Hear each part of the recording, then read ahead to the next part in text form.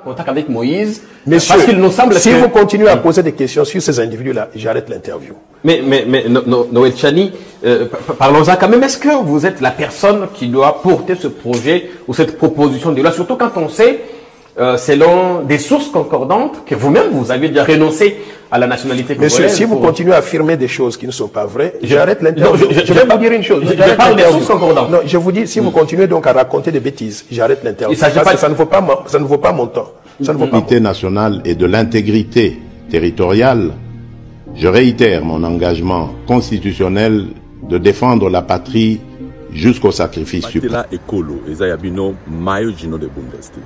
Congolais. Je suis un panafricaniste. Écoutez, je réponds à tous ces gens. Je commence par innocent. Pas spécialement innocent. Je commence à tous nos cardinaux. Hein? Évêques et ainsi de suite.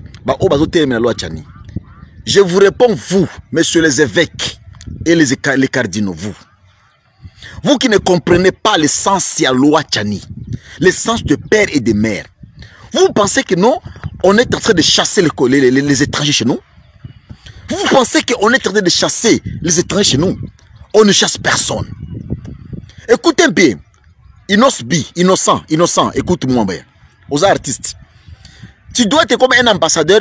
Un argument avant de répondre aux arguments solides. Au répondre pour la peine. Tala, Maître Gims a zoté à Binomingi. Maître Gims vous instruit beaucoup pour comprendre. Maître Gims, il vous a zoté à prendre Binobiloko bozo miye bate. Mais abotama wate, abotama kuna en France. Mais Makamao Salango, il est plus que vous. Innocent. Et les cardinaux qui ont besoin la loi Tchani. Écoutez bien. Kenya na Rwanda, beaucoup na Rwanda, bo pesangai, bo la kisanga bourgmestre ya Pamba. Ou aza congolais. Bourgmestre na Rwanda, ya congolais bo la kisangai. Plus encore, ou azali même député rwandais, député congolais, aza na niveau Rwanda. Mais frère, pourquoi bozo payer na biso roi dépotoir betengo na ngai? C'est vous bo sala biso mitema pasi mingi. Na ba cardinaux, les évêques. Vous, on pense que bino de bozana penser à koeba o ni nzamba lingi. Allez, vous devez lire d'abord Deutéronome 17. So botanga je ne sais pas. To botanga loi ni to botanga loi to botanga Bible je ne sais pas. Vous les cardinaux et les évêques.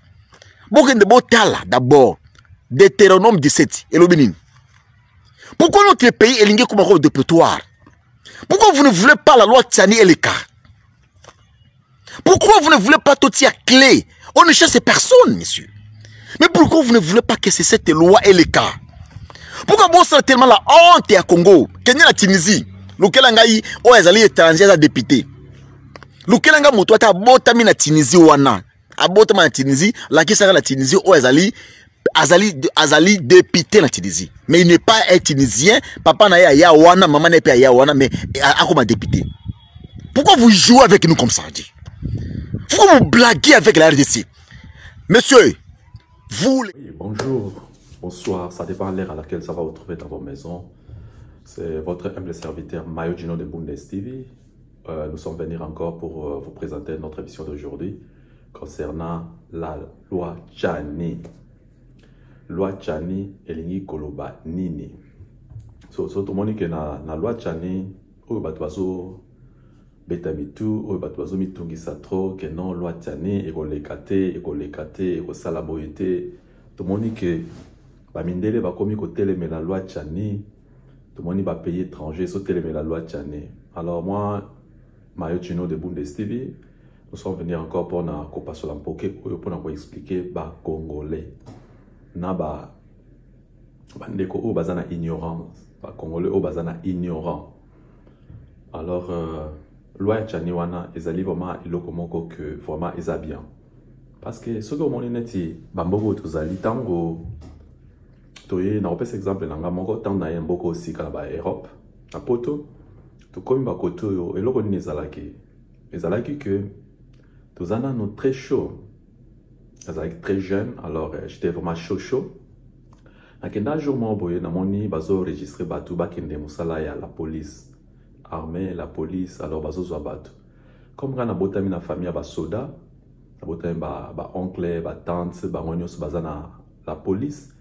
Alors, oncle na biso alingaka ngai na kende musala ya la police, mais ngande na lingaki te. Donc, on a un poto, on a moni que non, bon, vraiment, il s'est intéressant, alingaki que vraiment, na sa la formation, il s'est vraiment très intéressant.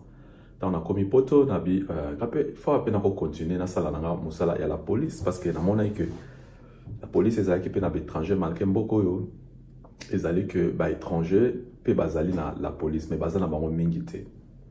Alors, comment il t'a mort que na kiruna ko zoba renseignement, na koma kuna ba ebsinga que non, ko sala musala la police te tant que ozali mwana ya mboka te, c'est koza na nationalité ya mboko te, moyo koma policier ezate.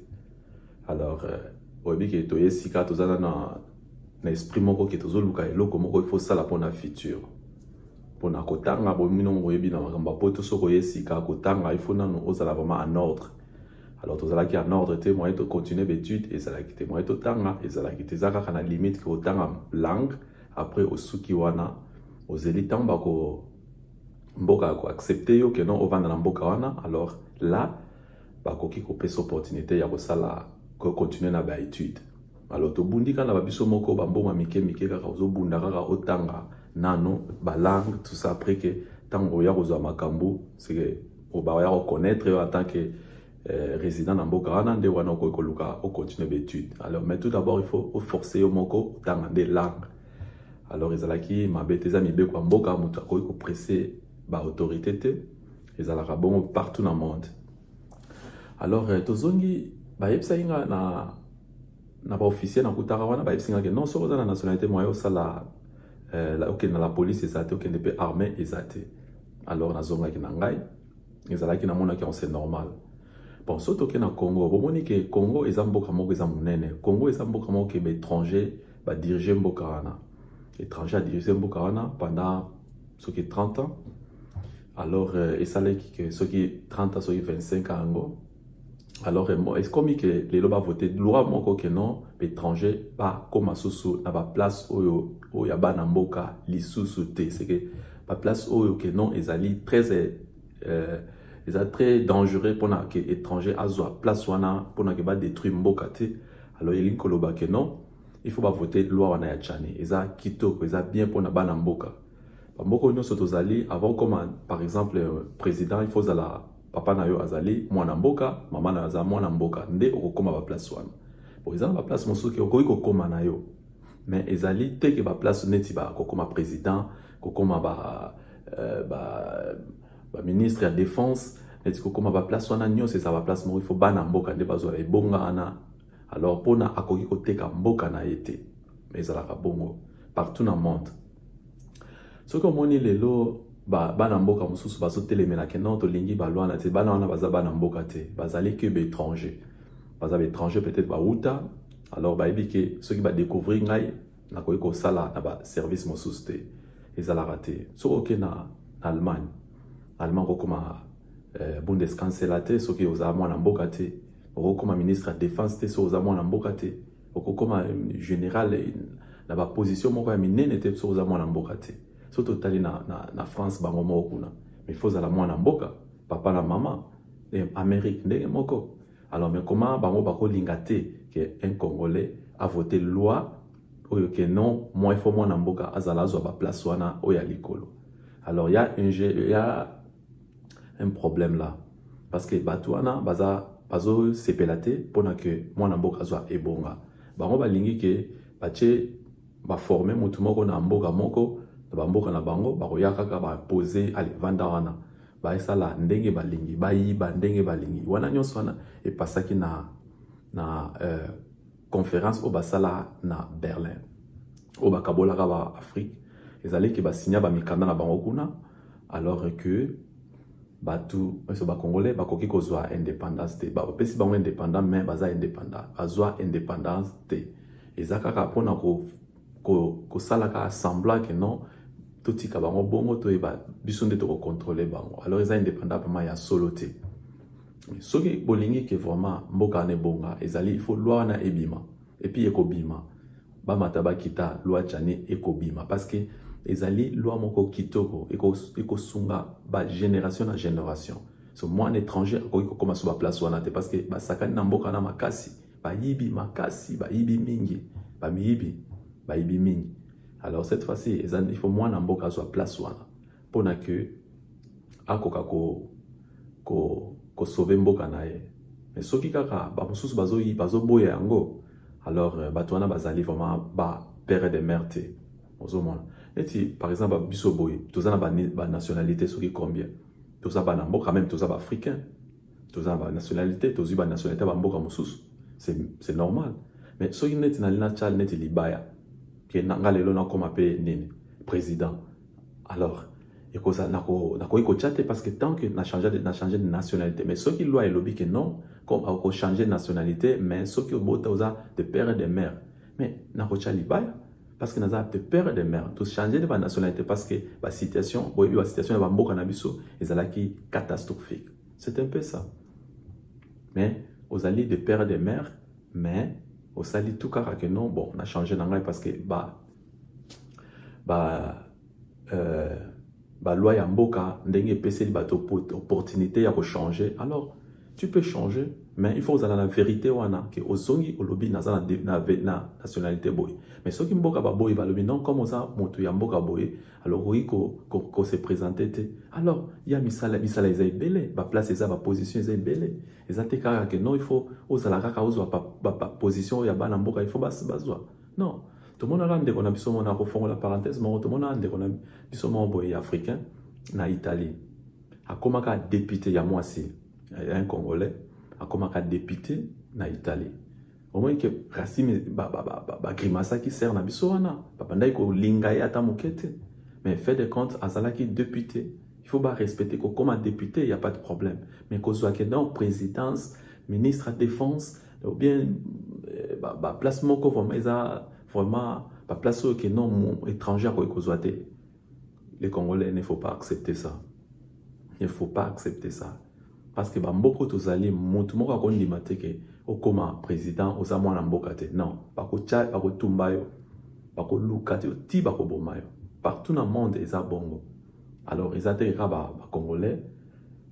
Bazalaka na ignorant, non, c'est pas ça. Alors, bandeko nyos bazo chama kelele par-ci par-là. Vraiment, pour réfléchir, pour voter loi wana, pour comment on a que non, et que ça la que opportunité à mon nene, yango pas pesibino.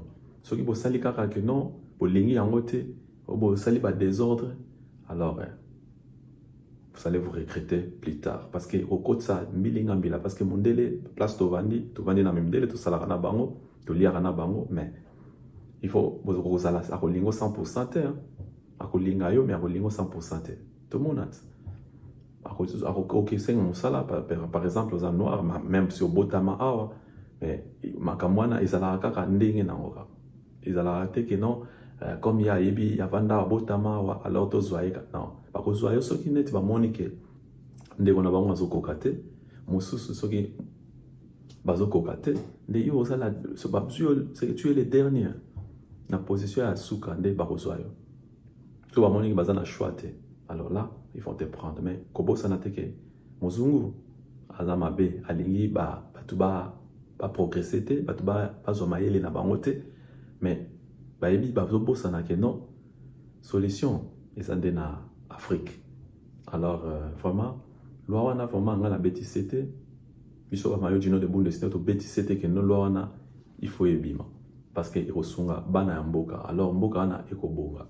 Afrique et vous associez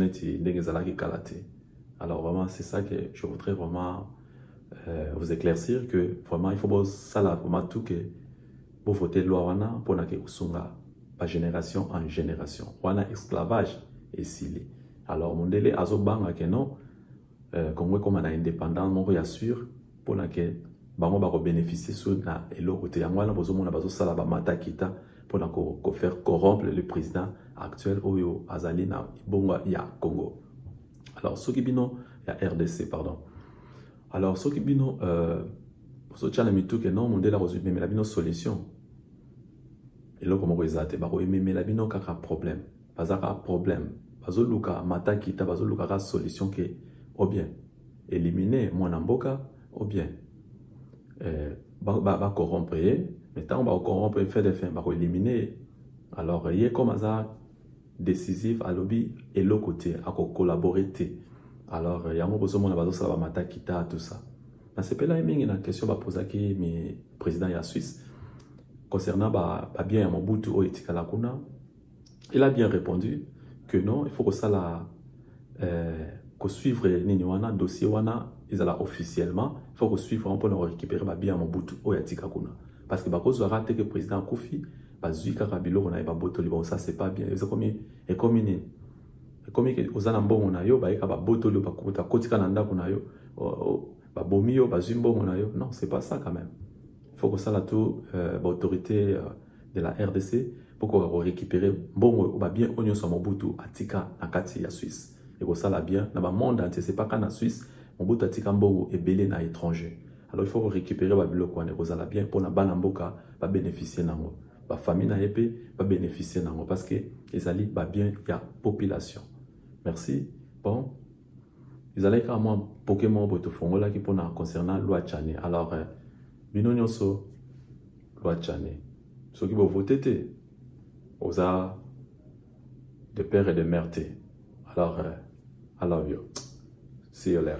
Loi Tchane les affaires. Aussi Kolanda émission na biso ya lelo zalaki ya bino Mayo Gino de Bundes TV. Loi Tchane pour voter les alliés pour na mboka na bino. Merci. Gino de Bundes TV. Bonsoir.